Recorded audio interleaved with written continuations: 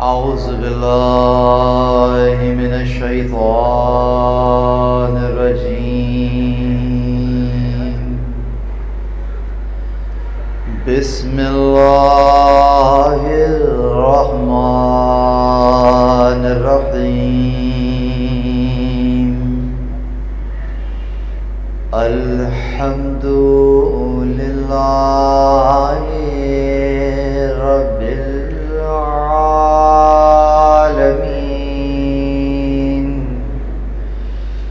الحمد لله الذي دلع لسان صباح بالنطق تبلجه، وصرها قطع الليل المظلم بغياهب تلجلجه، وأتقنا صنع الفلك الدوار في مقادير تبرجه، وشعشع ضياء شمس بنور تعججه، الذي دل على ذاته بذاته، وتنزه عن مجانسته مخلوقاته، وجل عن ملائمته كيفياته، الذي قرب من خطرات الظنون، وبعد عن لحظات العيون، وعلم بما كان قبل أن يكون، ثم الصلاة والسلام وتحية والإكرام على رسول ثقلين، رحمة للمشرقين والمغربين، جد الحسن والحسين، سيدنا مولانا ابو القاسم محمد،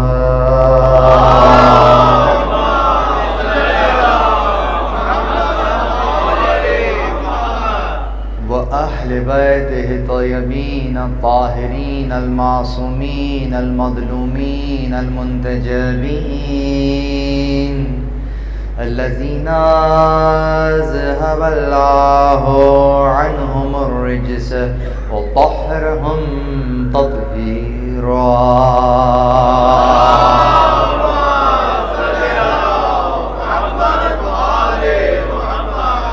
ولعنة الله على أعدائهم يوم عداوتهم إلى قيام يوم الدين. أما بعد، قال الله سبحانه وتعالى في محكم كتابه المجيد وفرقانه الحميد. بسم الله الرحمن الرحيم.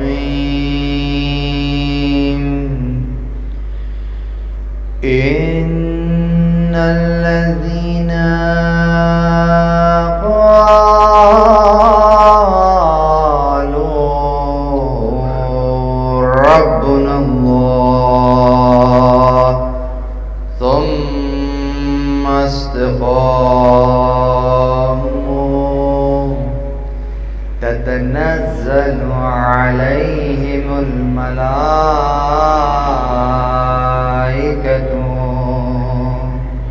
ألا تخافوا ولا تحزنوا وابشروا بالجنة التي كنتم توعدون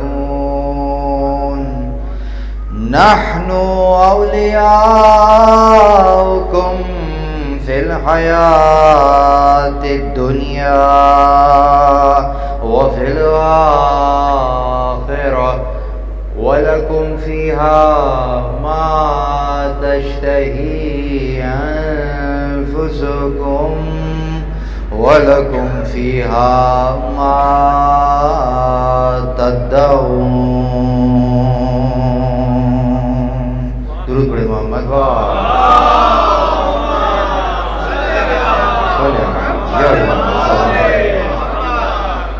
الحمد لله الذي جعلنا من المتمسكين بالقرآن الكريم وبولاية أمير المؤمنين وأئمة المعصومين عليهم السلام. درود پڑھیں محمد وآلہ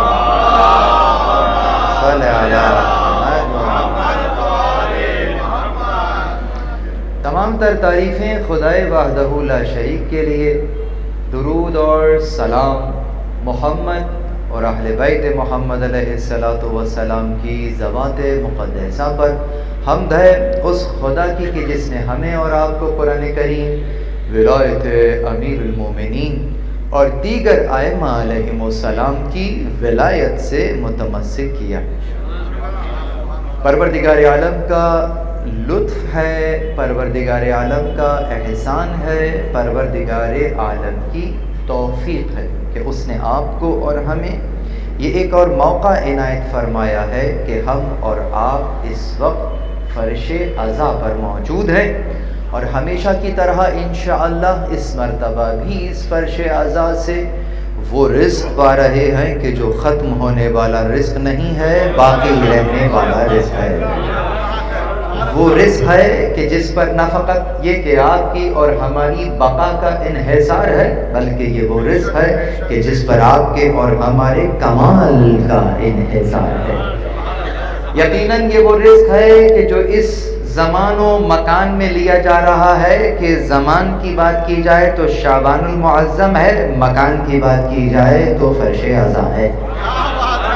زمان بھی محترم ہے، مکان بھی محترم ہے، اور زمان و مکان کے محترم ہونے کے بعد جو تذکرہ آپ سن رہے ہیں یہ وہ تذکرہ ہے کہ جو اسے کیا کرتے ہیں یہ تذکرہ انہیں بھی محترم کر دیتا ہے.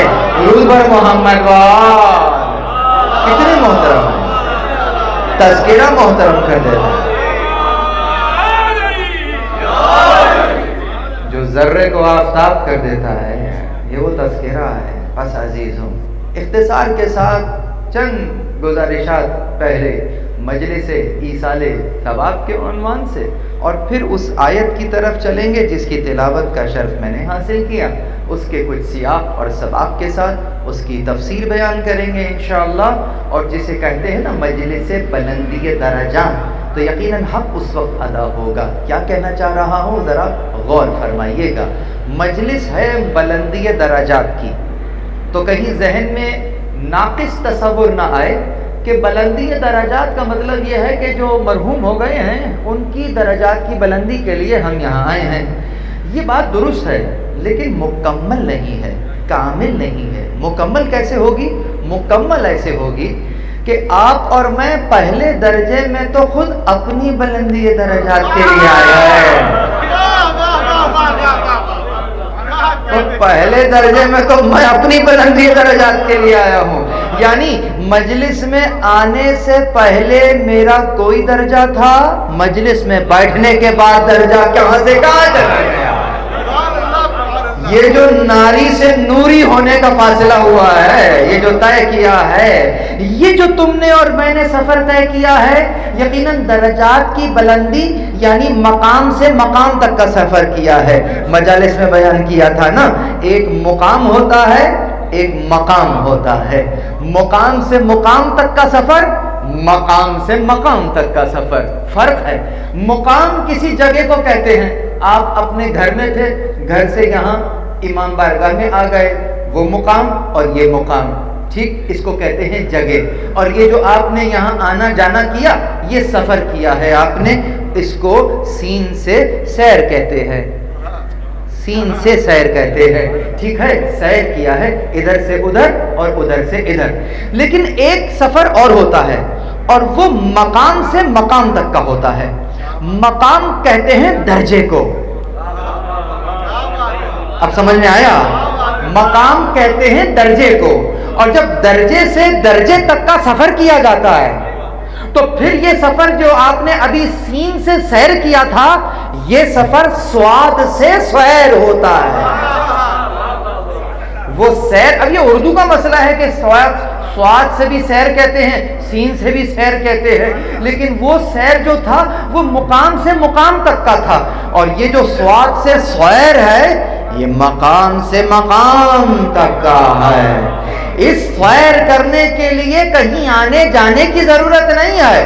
دیکھنے والا کہے گا بیٹھا ہوا تو ہے، لیکن جو عارف ہوگا وہ کہے گا غور سے دیکھو، بیٹھنے سے پہلے کہاں تھا، بیٹھنے کے بعد کہاں چلا گیا ہے۔ درود پر محمد کہاں چلے گیا ہے۔ جب یہ سفر ہو رہا ہوتا ہے، یہاں تک کہ تمہید کی گفتگو کو یہی تمام کر دوں گا، یعنی جب یہ سفر ہو رہا ہوتا ہے تو پھر یہ نہ کہیں کہ فرش پر بیٹھے ہوئے ہو، کہو عرش پر بیٹھے ہوئے ہیں۔ پہلا قدم فرش پہ تھا، دوسرا عرش تک پہنچ گیا۔ درود پر محمد کیسے یہ فرض حسین ہے، یہاں پہلا قدم تم نے اٹھانا ہے، بس پہلا قدم تم نے اٹھانا ہے۔ اس کے بعد اگلا قدم کہاں ہوگا تمہیں معلوم ہی نہیں ہے، تمہارا اگلا قدم کدھر ہوگا، کہ قدم اٹھانے سے پہلے اگر کوئی لعن اللہ ہے، قدم اٹھانے کے بعد علیہ السلام ہو جاتا ہے۔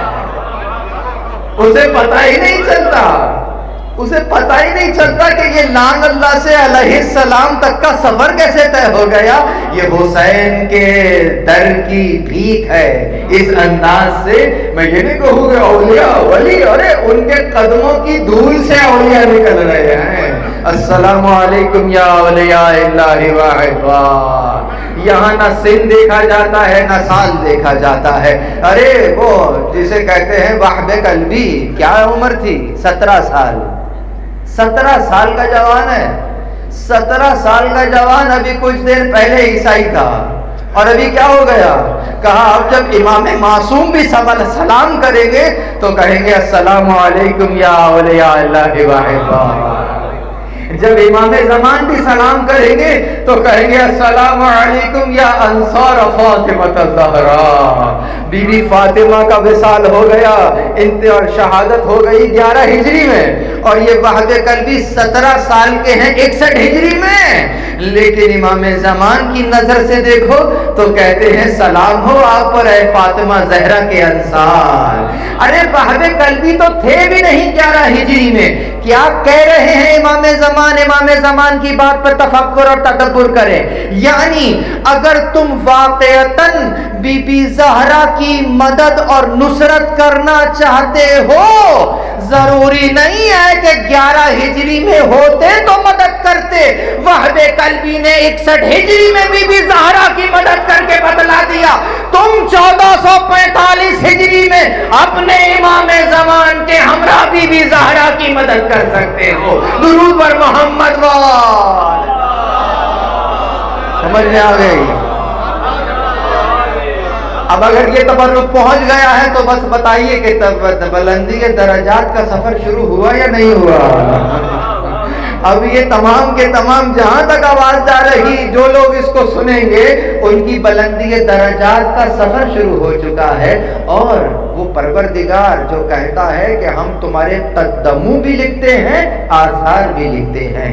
نحن نحیی الموت ونکتب ما قدموا وآثارهم، سورہ یاسین 12 نمبر کی آیت۔ ہم لکھتے ہیں کیا جو تم نے کیا، اور وہ جو اس کا اثر ہے، تو وہ جو کیا ہے وہ بھی لکھ رہا، جو آثار ہے وہ بھی لکھ رہا، اور جو آثار بھی لکھ رہا ہے تو یہ جو بلندی درجات کا سفر آپ نے اور میں نے طے کیا ہے، جن مرحومین کے توسط سے کیا ہے، परवरदिगार उनके नामा-ए-आमाल में भी लिखना शुरू कर देता है। इतने मोमिनीन तुम्हारी वजह से बुलंदी दरजात का सफर तय कर गए, लो हम तुम्हारे दरजात भी बुलंद कर देते हैं। दुरूद वर मोहम्मद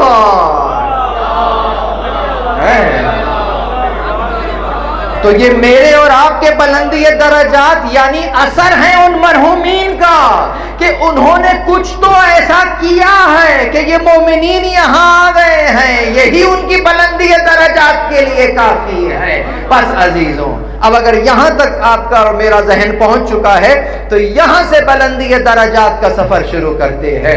आयतें तो वही हैं जो सुनी हुई हैं, लेकिन बहरहाल क्या कहते हैं आपके और हमारे छठे इमाम कुरान करीम के बारे में कि ज़ाहिरुहु अमीक़ व बातिनुहु अमीक़, इसका जाहिर बड़ा दिलकश है, बातिन बहुत गहरा है।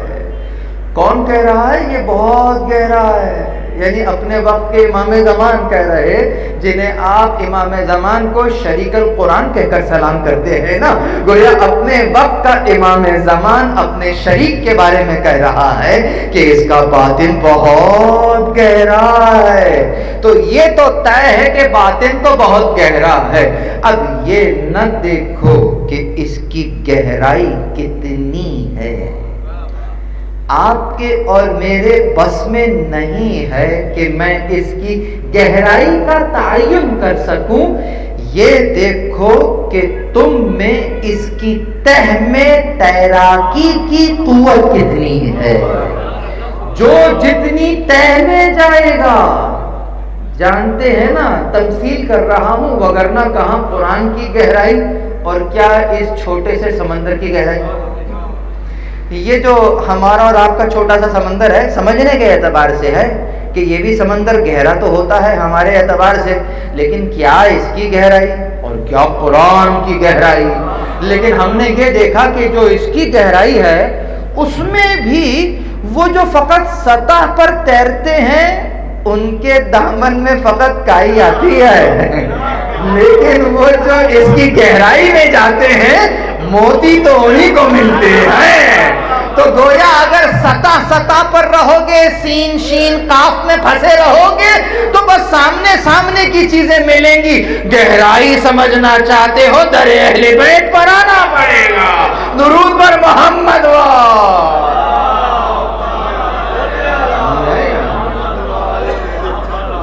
जितना तुम गहराई में जाओगे वो तुम्हें उतना ही बुलंद करता रहेगा। गोया सोच को जितना गहराई में लेकर जाओगे वो तुम्हें उतना ही बुलंद करता रहेगा। दूसरा तबर्रुक बुलंदी के दर्जात के हवाले से कि जो चाहता है कि उसके दर्जात की बुलंदी हो तो उसे चाहिए कि उसकी गौर और फिक्र, उसका तदब्बुर और तफक्कुर उतनी ही गहराई में चला जाए। जितनी गहराई में तफक्कुर को लेकर जाओगे वो तुम्हारे दर्जे को उतना ही बुलंद करता रहेगा। चलिए अपनी फिक्र को इमाम अहले बैत अलैहिस्सलाम के अक़वाल की रोशनी में जरा गहराई का सफर शुरू करते हैं। क्या कह रहा परवरदिगार आलम? सूरह फुस्सिलत 41 नंबर का सूरा और नुज़ूली एतबार से 61 नंबर का सूरा 61। फुस्सिलत खोल कर बयान कर देने के माना में आता है, और ये सूरा का नाम भी इसीलिए है कि किताबुन फुस्सिलत कि किताब की एक कैरेक्टरिस्टिक्स बयान की गई, एक सिफत बयान की गई कि ये वो है कि जो कि हमारी आयात को हम खोल कर बयान कर रहे, तफसीर कर रहे, फुस्सिल कर रहे, बहुत अंदाज से जिसे कहते हैं गहराई में लेकर जाकर समझा रहे। तो सूरा का नाम ही फुस्सिलत है। इसी के तवस्सुत से ही अगर गहराई में पहुंच जाए तो क्या बात है। तो कहता है कि इन्नल्लज़ीना क़ालू रब्बुनल्लाह, कि बस जिन लोगों ने कहा, इन्न का मतलब क्या है? बेशक, अल्लज़ीना जिन लोगों ने कहा, क़ालू कहा तमाम लोगों ने, रब्बुनल्लाह उनका रब अल्लाह है। ये तर्जुमा समझाने के लिए है, वगरना रब्बुनल्लाह का तर्जुमा हमारा रब अल्लाह है। यानी जिन लोगों ने कहा कि हमारा रब अल्लाह है, रब्बुनल्लाह, तुम फिर اب یہ پھر جب کہہ رہے ہیں تو اس کا مطلب یہ ہے کہ جو ابھی کہا ہے وہ کافی نہیں تھا. اگر کہا ہونا کافی ہوتا تو وہ ثم کی بات نہ کرتا کہ ان الذین قالوا ربنا اللہ ثم، جنہوں نے کہا کہ ہمارا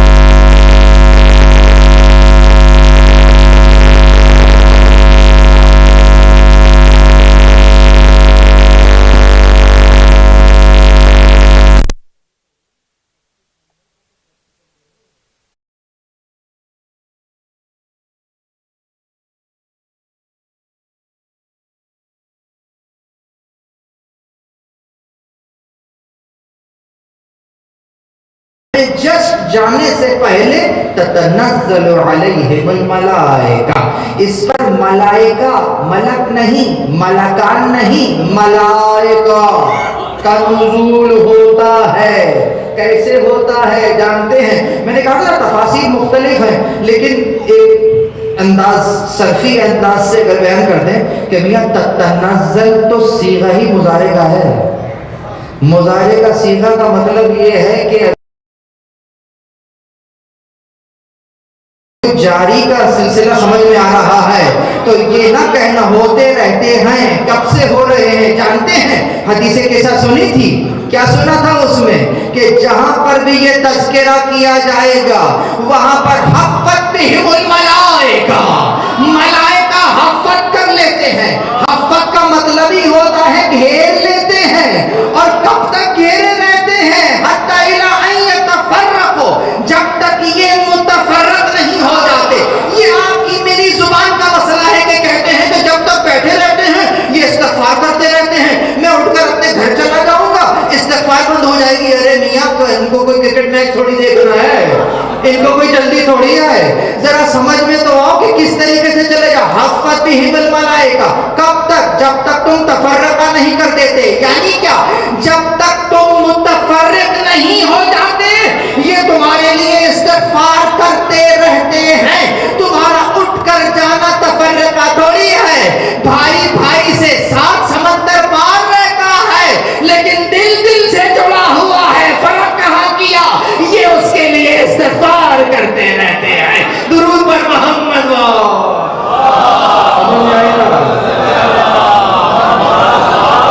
اگر مومنین کے دل آپس میں جڑے ہوئے ہیں، اگر بھائی بھائی سے جڑا ہوا ہے، بھائی بہن سے جڑی ہوئی ہے، اگر رشتہ داریاں نبھائی جا رہی ہیں تو میاں متفرق کہاں ہوئے ہو؟ یعنی کہ تم نے فرق کہاں کیا ہے؟ تم تو جڑے ہوئے ہو. تو وہ جو آیا ہے بچپن میں آیا تھا، بچپن میں بھی ساتھ ہے، گیا نہیں ہے، اس کو جلدی نہیں ہے، وہ تو بچپن سے ساتھ ہے. کہتا ہے کہ ہم تو کب سے تمہارے لیے استغفار کر رہے ہیں. اچھا تو تتنزل علیہم الملائکہ، ملائکہ نازل ہو جاتے ہیں. اچھا کہتے کیا ہے؟ کہتے ہیں اللہ تخافوا ولا تحزنوا، خوف نہ کرو، حزن نہ کرو. دو باتیں کہیں اس میں، خوف، حزن، دو چیز. انسانی کیفیت کا نام ہے، انسانی کیفیت کا نام ہے خوف، حزن. بہت توجہ. اس نے کہا خوف نہ کرو، حزن نہ کرو. خوف کب ہوتا ہے اور حزن کب ہوتا ہے؟ خوف ہوتا ہے مستقبل کا، حزن ہوتا ہے ماضی پر. F for fear, F for future. یاد رہے گا؟ Fear for future. ٹھیک. پاسٹ جو گزر گیا جی ہے نا، گزر گیا گریف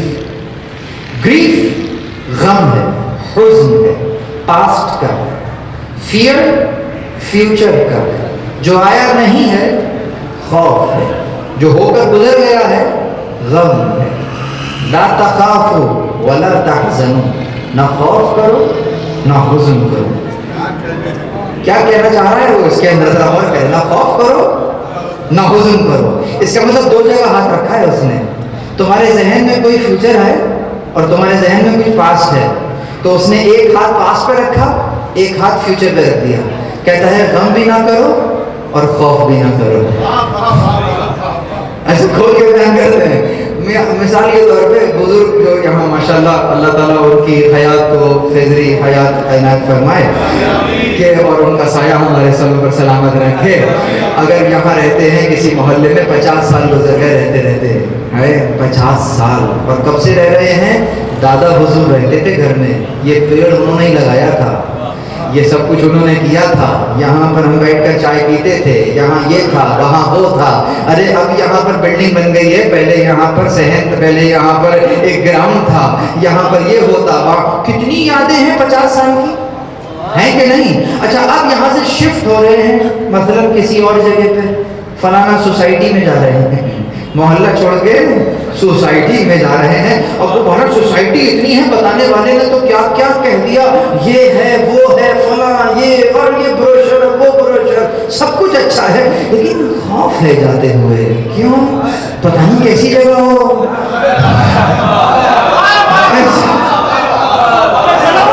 دکھانے والے نے بڑے خواب دکھائے، بیسٹ اوپن ہے، اور یہ اوپن ہے اور وہ اوپن ہے اور سب کچھ ایسا وہ بھی ویسا، سب کچھ بتایا بہت اچھا ہے، لیکن دیکھا نہیں ہے، دیکھا نہیں ہے۔ جب دیکھا نہیں ہے تو خوف تو ہے، پتہ نہیں کیسے لوگ ہوں، پتہ نہیں کیسا محلہ ہو، اور یہ جو چھٹ رہا ہے، ٹھیک ہے پتلی گلیاں تھیں، یہ تھا وہ تھا، سب کچھ تھا، اپنا تھا، جاتے ہوئے دل دکھ رہا ہے، چھوڑتے ہوئے دل دکھ رہا ہے کہ نہیں ہے؟ بھائی وہ تم جہاں لے جا رہے ہو بہت اچھی جگہ ہوگی، مگر دیکھی نہیں ہے، خوف ہے، اور یہ جیسا بھی ہے اپنے تھے کب سے دیکھ رہے ہیں، جانے کا غم ہے، تو گویا دنیا کے چھٹنے کا غم ہے، جہاں جا رہے ہو وہاں جانے کا خوف ہے۔ وہ یہی کہہ رہا میاں نہ غم کرو نہ خوف کرو، ہم تو آئے ہی تمہیں بشارت دینے کے لیے ہیں اس جنت کی جس سے تم سے وعدہ کیا گیا۔ درود پر محمد کدھر لے کے گیا؟ توجہ ہے، دیکھیں کبھی اس بلندی درجات کے لیے بھیا ثواب کے لیے نہیں ہے، مجلس ثواب کے لیے نہیں ہے، ثواب تو اتنا ہے گھر جاتے ہوئے سنبھالے میں نہیں سنبھلے گا، بلندی درجات کا ہے۔ ذرا اس انداز سے دیکھو، فرشتہ جانتا ہے کہ یہ سامنے کوئی اور نہیں انسان ہے، اس کو انسانوں کی زبان میں سمجھاؤ، کہتا ہے کہ غم نہ کرو، خوف نہ کرو، دنیا کے چھٹنے کا غم نہ کرو، آخرت میں پہنچنے کا خوف نہ کرو، اس لیے کہ ہم تو آئے ہی تمہیں بشارت دینے کے لیے ہیں اس جنت کی جس کا تم سے وعدہ کیا گیا ہے، تم سے وعدہ کیا گیا ہے، ہم تو بشارت دینے کے لیے آئے ہیں۔ اچھا میں کہوں گا اچھا ٹھیک ہے میں نہیں خوف کروں گا، کیوں نہیں خوف کروں، مجھے وہاں پہنچنے کا خوف نہیں ہے، ٹھیک ہے تم کہہ رہے ہو تو میں مان لیتا ہوں، لیکن کیوں نہ کروں؟ ریزن دیتا ہے، کہتا ہے نحن اولیاؤکم فی الحیات الدنیا وفی الآخرہ، ہم دنیا میں بھی تمہارے دوست تھے، آخرت میں بھی تمہارے رفیق ہیں، گویا تمہارا کوئی چھٹ تھوڑی نہیں ہے، یہاں پر بھی ہم تمہارے دوست تھے، وہاں پر بھی ہم تمہارے رفیق ہیں، ہم دنیا میں بھی تمہارے ساتھ تھے، ہم آخرت میں بھی تمہارے ساتھ ہیں، تمہیں کوئی جسے کہتے ہیں خوف، تمہیں کوئی اکیلا پن تھوڑی محسوس ہوگا، وہی فرشتے جو یہاں پر حفظ کیے ہوئے ہیں وہی آخرت تک تمہارے ساتھ چلے جائیں گے، کہیں گے ہم تو بچپن سے جانتے ہیں، ہم تو کب سے دیکھ رہے ہیں، تم جس کے نام لوگے وہ ہم سب ان کو جانتے ہیں، ہم تمہاری تمام حالات سے واقف ہیں، پریشان کیوں ہو رہے ہو، تمہیں تمہارے مقام تک لے جائیں گے۔ تو کہتا ہے وہاں پر بھی تمہارے اولیاء ہے، یہاں اولیاء بمانے ولی، یہاں پر ولا جوڑنے کے معنی میں بھی آتا ہے، تو یہاں ولی کا مطلب دوست بھی لیا جاتا ہے، دوست کا مطلب رفیق بھی ہوتا ہے، دوست کا مطلب ولی کا مطلب دوست بھی ہوتا ہے، ولی کا مطلب رفیق بھی ہوتا ہے، ولی کا مطلب سرپرست بھی ہوتا ہے۔ یہ تو قرینہ فیصلہ کرتا ہے کہ یہاں ترجمہ کیا لینا ہے۔ تو جو فرشتہ کہہ رہا ہے کہ نحن اولیاؤکم فی الحیات الدنیا، ہم دنیا میں تمہارے رفیق تھے، دوست تھے، آخرت میں بھی تمہارے دوست ہوں گے، تمہارے محب ہوں گے، تمہارے چاہنے والے ہوں گے۔ اور اب جو بات کر رہا ہے یہاں پر خاص بلندی درجات کی مجلس اپنے اکمال پر اور تمام پر پہنچتی ہے۔ کہاں کہتا ہے وَلَكُمْ فِيهَا مَا تَشْتَهِي أَنفُسُكُمْ وَلَكُمْ فِيهَا مَا تَدَّعُونَ۔ پہلے تو اس نے تکرار کی وَلَكُمْ فِيهَا کی، اور اس وَلَكُمْ فِيهَا کو بھی اس نے مقدم کیا ہے، مؤخر نہیں کیا۔ کہتا ہے وہاں ہے، وہاں جو تم چاہتے ہو، وہاں ہے، وہاں جو تم اپنے لیے مانگو گے۔ یعنی چاہنا اور کر دیا، مانگنا اور کر دیا، اور یہ کہہ سکتا تھا کہ جو تم مانگو گے تمہارے لیے وہاں ہے، جو تم چاہو گے تمہارے لیے وہاں ہے، لیکن اس نے تمہارے لیے وہاں ہے کو بعد میں نہیں رکھا، مقدم کیا، پہلے لے کر وہاں ہے، وہاں۔ یہ اس وقت کیا جاتا ہے جب کسی شے کی اہمیت کو اجاگر کرنا ہو، کہ جسے تم بھلا بیٹھے ہو، میاں وہاں وہاں تم نے وہاں کو بھلا دیا، وہاں ہے جو تم چاہتے ہو، وہاں ہے جو تم مانگو گے۔ سمجھ میں آیا؟ جو چاہو گے، جو مانگو گے۔ تھوڑا سا اور گہرائی میں جائیں، یہ بتلائیے، توجہ ہے یا نہیں ہے؟ یہ بتلائیے کہ جو چاہو گے وہ بھی وہاں، جو مانگو گے وہ بھی وہاں۔ ارے میاں سیدھی طرح یہی کہہ دینا کہ جو مانگو گے وہ وہاں ہے۔ مانگنے میں چاہنا شامل ہے یا نہیں ہے؟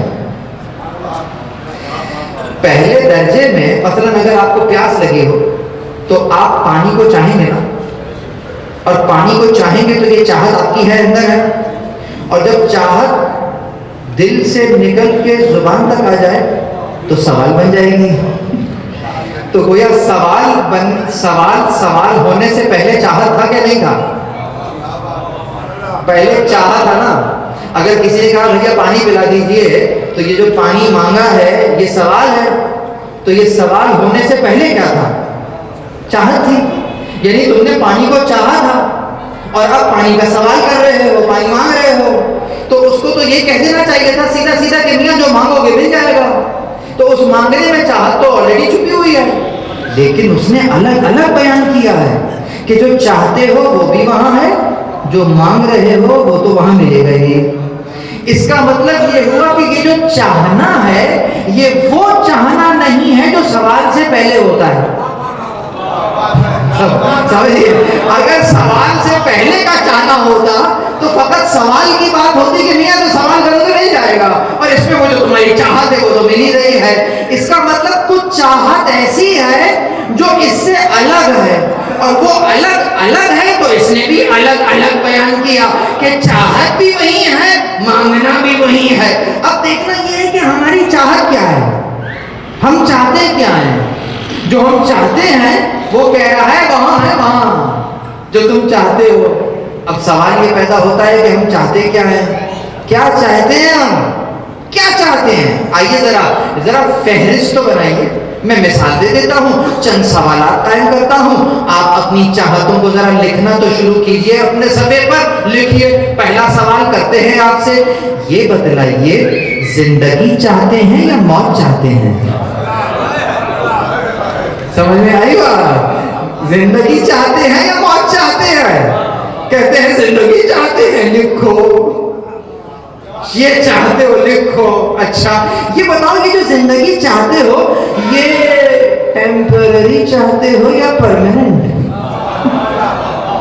پرماننٹ بریکٹ میں لکھ دو آگے، پرماننٹ۔ سمجھ میں آئی؟ زندگی چاہتے ہو، پرماننٹ زندگی چاہتے ہو۔ اچھا یہ بتاؤ نعمت کا دوام چاہتے ہو یا نعمت کی فنا چاہتے ہو؟ نعمت کی بقا چاہتے ہو یا نعمت کا ختم ہونا چاہتے ہو؟ کہو کہ ہمیشہ کا رہنا چاہتے، لکھو۔ اچھا تو تم جس مکان میں رہتے ہو، یہ ویسے الگ مسئلہ ہے کہ لوگ جب مکان تلاش کرتے ہیں تو کیا وہ واقعتاً مکان تلاش کرتے ہیں یا سکون تلاش کرتے ہیں؟ اب یہ الگ مسئلہ ہے کہ تم مکان ڈھونڈتے ہو یا سکون ڈھونڈتے ہو۔ ممکن ہے 5000 گز میں بھی سکون نہ ملے، ممکن ہے ایک کمرے کا گھر ہے سکون والا۔ درود محمد والے محمد۔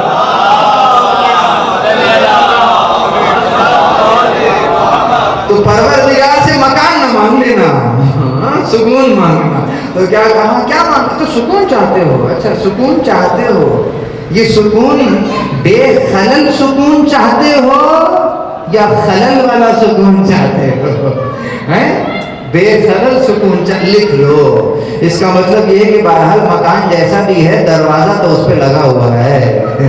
پریشانی تو ہے کہ کوئی نا دروازہ کس کے لیے لگایا ہے؟ کچھ تو ایسا ہے نا کہ نہیں دروازہ ہونا چاہیے، کچھ تو کھٹکا لگا ہوا ہے نا، اسی لیے کیواڑ کو لگایا ہے نا۔ دوبارہ کیا کہہ رہے ہیں کہ کون سا گھر چاہتے ہو؟ اچھا جو گھر چاہتے ہو وہ ہمیشہ کا چاہتے ہو یا ٹیمپرری چاہتے ہو؟ کہاں پتہ لگا نہیں مکان بھی ہمیشہ کا چاہتے ہیں۔ اچھا چلیے، اچھا یہ بتائیے کہ جن رفقا کے ساتھ رہ رہے ہو، رہنا چاہتے ہو، پہلے تو بتاؤ اکیلے رہنا چاہتے ہو یا کچھ کے ساتھ رہنا چاہتے ہو؟ تمہیں ساتھ کے ساتھ رہنا چاہتے ہیں، اکیلے نہیں رہنا چاہتے ہو۔ اچھا جو اکیلے رہنا نہیں چاہتے ہو، کتنی چاہتے ہو گئی ہے؟ نوٹ کر رہے نہیں کر رہے ہیں؟ نوٹ ہو رہی ہے، لکھتے جائیے گا۔ تو یہ جو تم سب کے ساتھ رہنا چاہتے ہو، ان کا ساتھ چھٹنا چاہتے ہو یا ہمیشہ ساتھ رہنا چاہتے ہو؟ اپنے پیاروں کو کھونا چاہتے ہو یا اپنے پیاروں کے ساتھ رہنا چاہتے ہو؟ کہو اپنے پیاروں کے ساتھ رہنا چاہتے ہو۔ جتنی چاہتے میں گنوا رہا ہوں، یہ آپ کی چاہتے ہیں یا نہیں ہیں؟ جب یہ تمام چاہتے لکھ لینا، فرشتے کا فقط ایک ہی جواب ہے، وَلَكُمْ فِيهَا مَا تَشْتَهِي أَنفُسُكُمْ۔ تم ہمیشہ زندہ رہنا چاہتے ہو، وَلَكُمْ فِيهَا مَا تَشْتَهِي أَنفُسُكُمْ، تمہارے لیے وہاں ہے جو تم چاہتے ہو۔ تم نعمت کی بقا چاہتے ہو، تمہارے لیے وہاں ہے جو تم یہ چاہتے ہو۔ تم نعمت کو ہمیشہ ہمیشہ کے لیے چاہتے ہو، وَلَكُمْ فِيهَا مَا تَشْتَهِي أَنفُسُكُمْ۔ تم جس مکان میں رہنا چاہتے ہو، ہمیشہ رہنا چاہتے ہو، تمہارے لیے وہاں ہے جو تم اپنے لیے چاہتے ہو۔ تم جن کے ساتھ رہتے ہو ان سے الگ نہیں ہونا چاہتے، تمہارے لیے وہاں وہ ہے جو تم اپنے لیے چاہتے ہو۔ کیوں؟ جس جنت کی بشارت ہم تمہیں دے رہے، نہ تمہیں جنت سے نکالا جائے گا، نہ ان لوگوں کے ساتھ جو رہ رہے، نہ ان سے الگ کیا جائے گا۔ درود پر محمد وعلیہ۔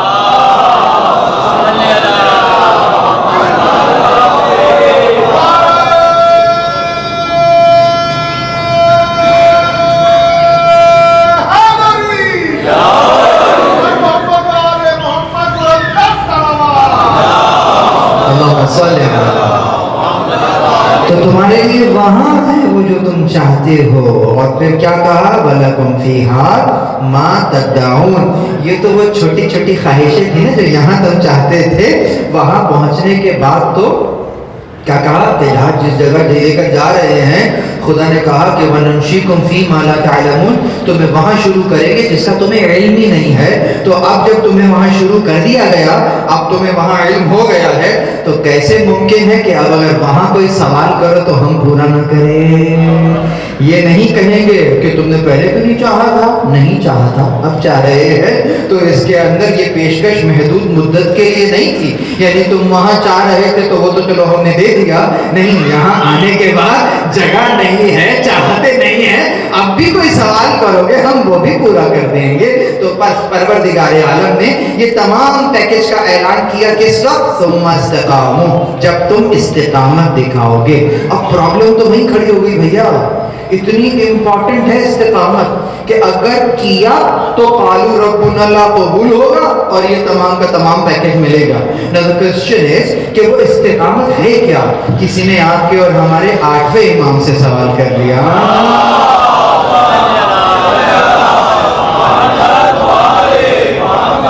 پوچھتا ہے مولا ما هي الاستقامت، اس استقامت سے کیا مراد ہے؟ کیا پوچھ رہا ہے؟ مولا استقامت سے کیا مراد ہے؟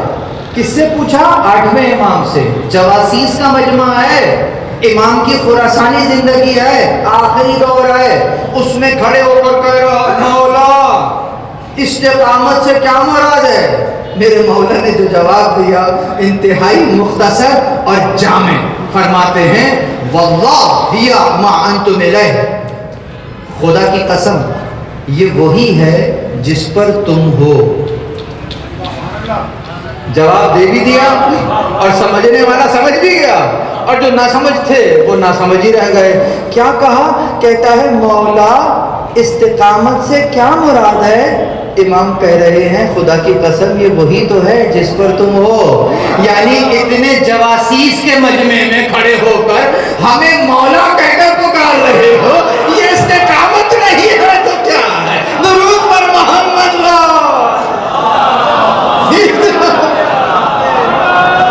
مولا کہہ رہے ہو استقامت کا، وہ مولا بھی کہہ رہے ہو استقامت کا پوچھے. یہی تو ہے استقامت جو ہے. یہ ایک مطلب بیان ہوا. دوسرا مطلب سنیے، جہاں بہت سی دکانیں کھلی ہوئی ہوں، جہاں لیفٹ اور رائٹ بہت سی دکانیں کھل چکی ہوں، ادھر سے دین لے لو ادھر سے دین لے لو، تو نہ کانوں سے ہوشیار رہ کر تم کمپنی کے پاس آ رہے ہو، جینین پروڈکٹ لے رہے ہو، نہ ادھر جاتے ہو نہ ادھر جاتے ہو، اہل بیت کے دروازے پر آتے ہو. یعنی رسول اللہ نے ثقلین کو چھوڑا تھا، نہ تم قرآن چھوڑ رہے ہو نہ اہل بیت کو چھوڑ رہے. اسی کو تو استقامت کہتے ہیں. درود پر محمد.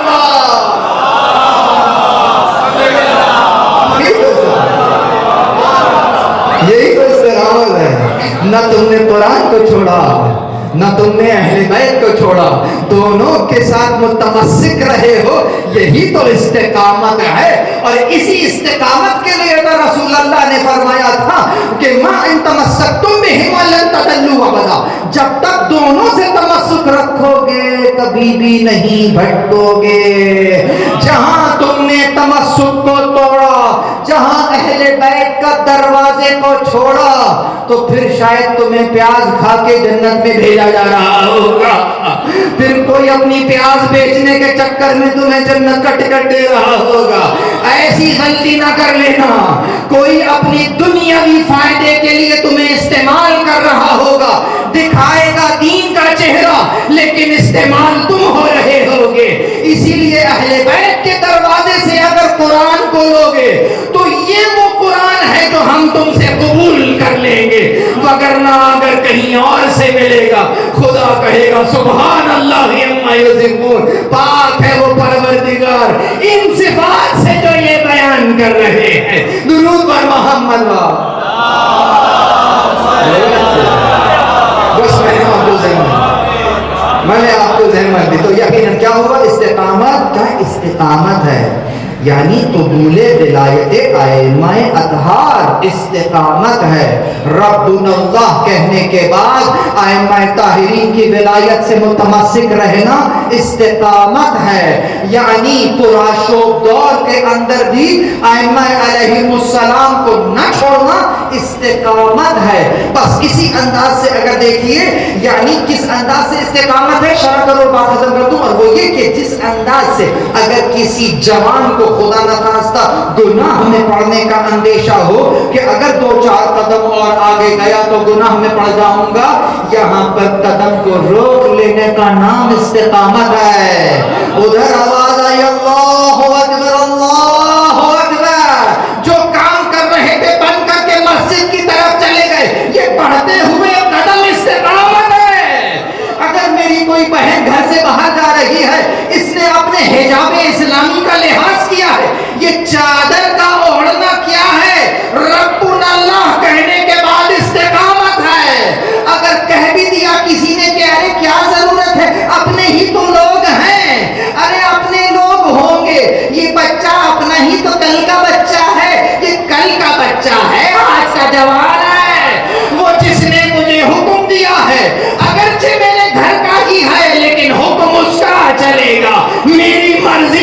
چلے گی، یہ استقامت ہے۔ تو بس اس انداز سے گویا مجلس اعضا میں بیٹھنا کیا ہے؟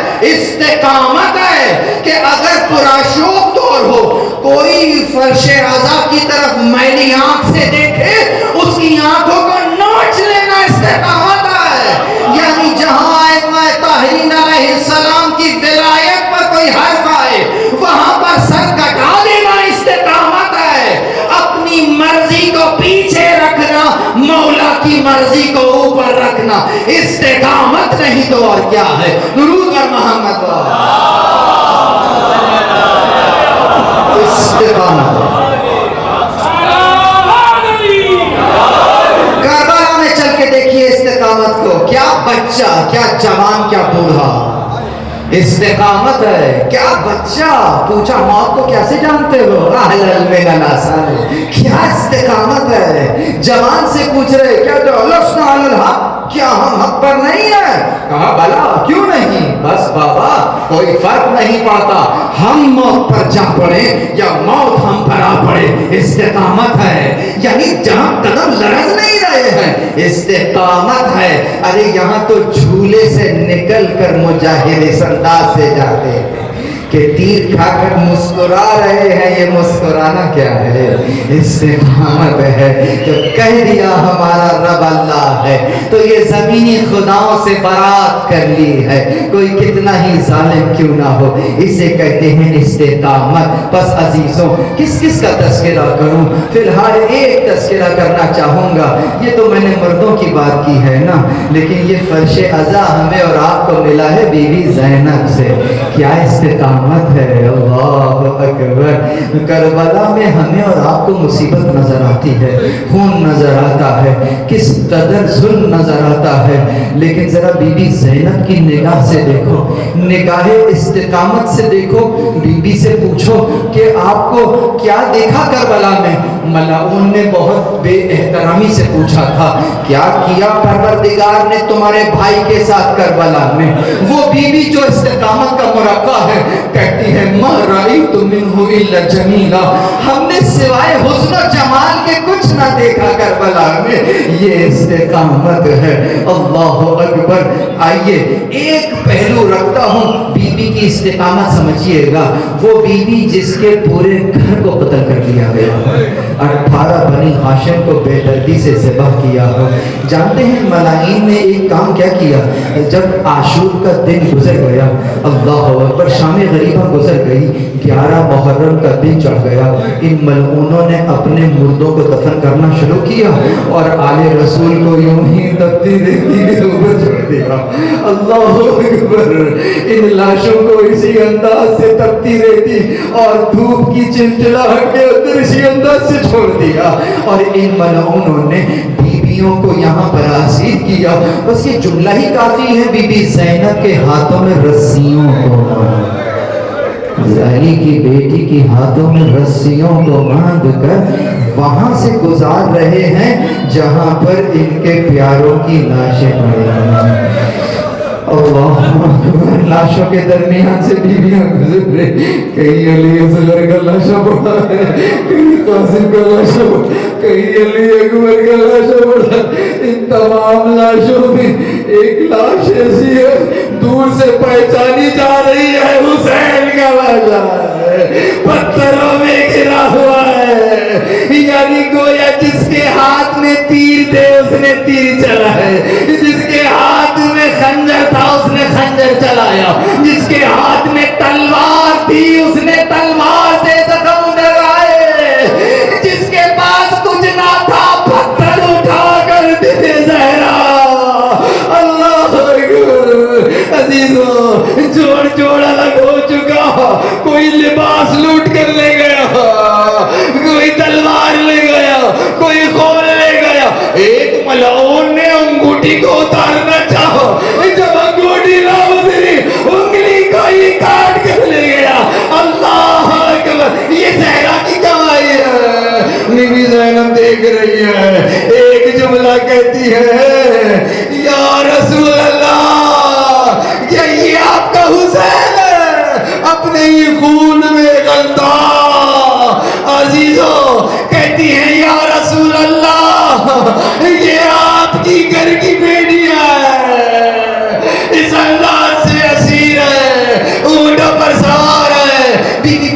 رہی تھی. جائیے صحیفہ کربلا میں علی نظری منفرد نے لکھا. آپ رو لیے ہیں, مجلس تو قبول ہے, لیکن اس جملے کو سنیے گا نہیں, ذرا سی محسوس کیجئے گا. علی نظری منفرد نے نفس المحمود سے نقل کیا, لکھتے ہیں کہ جب بی بی یہ بیان کر رہی تھی نا, ارے اپنے تو اپنے دشمنوں کی آنکھوں سے آنسو جاری ہو گئے. ارے چلو دشمن تو پھر بھی انسان تھے نا. کہا ارے دشمن تو دشمن, گھوڑوں کی آنکھوں سے آنسو جاری ہو گئے. اتنے آنسو جاری ہوئے کہ ان گھوڑوں کے سم ان کے آنکھوں سے بہنے والے آنسوؤں سے تر ہو گئے. بی بی بیان کرتی جا رہی, کہا کہ سمندر میں مچھلیوں نے گریا کیا. یہ بی بی زینب کے بہن ہے.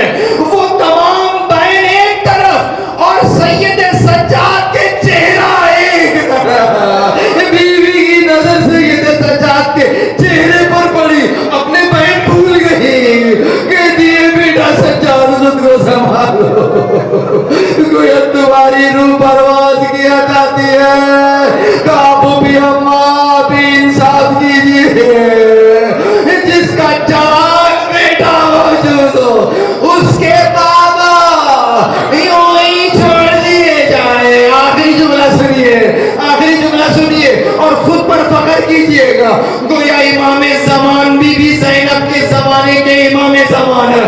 سید سجاد بعد از کربلا امام زمان ہے. بی بی زینب اپنے امام زمان کو تسلی دے رہی, کیا کہہ کر کہتی ہے بیٹا یہ عہد تھا جو ہمارے اجداد سے لیا گیا, میں نے اپنے بابا سے سنا ہے. یہاں قبریں بنیں گی, یہاں مزار تعمیر ہوں گے. ہمارے چاہنے والے ان قبروں کی زیارت کے لیے آئیں گے. بس یہ جملہ سنیے, مجھے اجازت دیجیے.